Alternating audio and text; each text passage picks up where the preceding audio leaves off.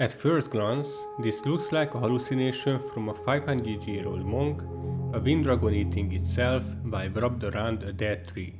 Sure, it looks like a dragon having a midlife crisis, but what you are actually looking at is a masterclass in universal law. This is the Ouroboros.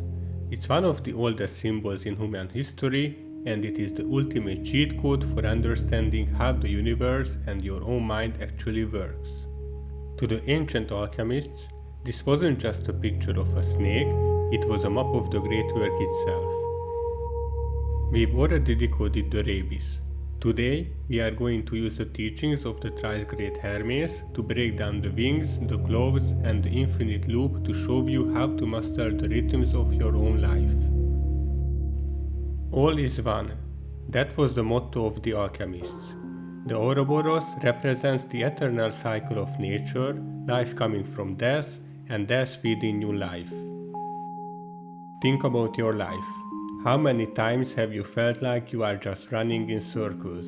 The same relationship drama, the same work stress, the same habits you can't quite shake. The Ouroboros is a mirror of that. It shows a creature consumed by its own tail, caught in a loop. But look closer. This isn't just any snake.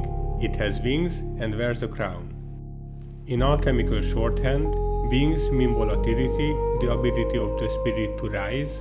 The crown means perfection or the completion of the work. The message here is clear. The cycle isn't a trap, it's a crucible. You stay in the loop until you've been refined enough to fly out of it.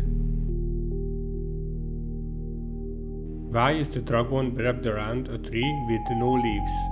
This is the Arbor Philosophica, the philosophical tree.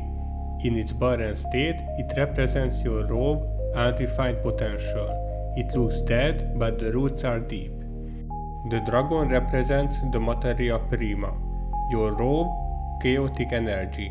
By wrapping itself around the tree, it is fixing the spirit into matter. It's the process of taking your wildest dreams and actually grounding them into reality. And look at that single red tulip at the bottom. In a world of dead branches and devouring serpents, one thing is blooming.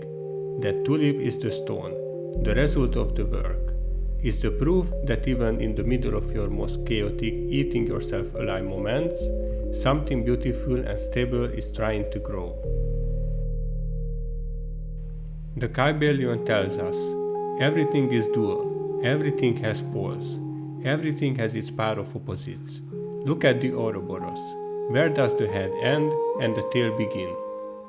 In our daily lives, we think of start and finish, or good and bad, as total opposites. But Hermes teaches us that they are just two extremes of the same thing. The serpent biting its tail is the perfect image of polarity. Think about your fears and your desires. Often, they are just the head and tail of the same energy. By understanding that the beginning of your struggle is connected to the end of your growth, you stop fighting the cycle and start masterfully navigating it. Everything flows out and in. Everything has its tides, all things rise and fall. This is the principle of rhythm.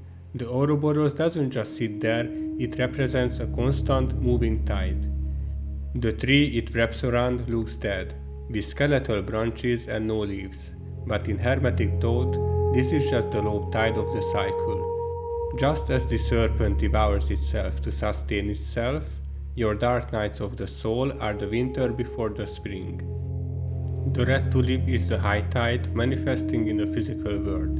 Hermes teaches us that if you can remain centered while the serpent turns, while the rhythm swings from lack to abundance, you become the master of your own mental states.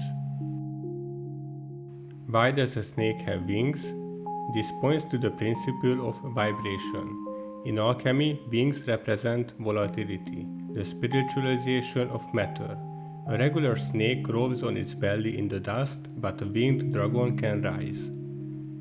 Hermes tells us that the difference between lead and gold is simply the rate of vibration. When you are stuck in the loop of the tail, your vibration is low. You are heavy, grounded, and repetitive. But the crown on the dragon's head signifies that the cycle has reached a state of perfection. When you raise your internal vibration through the great work, you volatilize your heavy habits. You don't just go in circles anymore, you spiral upward. You become the crown master of your own energy. How do we apply this? We look at the principle of cause and effect. Every cause has its effect, and every effect has its cause. Most people are like figures at the bottom of the mountain, blindfolded or distracted by the moles and rabbits of the physical world. They see the Ouroboros as a trap, but the Hermeticist knows that every action they take is a seed. On the mountain of transformation, we see the steps, calcination, sublimation, and beyond. Each step is a way of consciously turning the wheel of the Ouroboros. Notice how the eye of the all often watches from above the sun.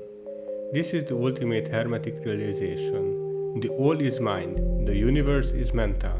When you change your mind, you change the direction of the serpent. The Ouroboros isn't a monster eating itself, it's a symbol of the infinite power of the all expressing itself through you. It reminds you that endings are just beginnings at a higher vibration. Next time you feel stuck, remember the 7 principles. Use polarity to see the opportunity in your struggle. Use rhythm to wait for the tide to turn. And use vibration to lift yourself up on those dragon wings. As Hermes Trismegistus famously whispers through the ages, as above, so below, as within, so without.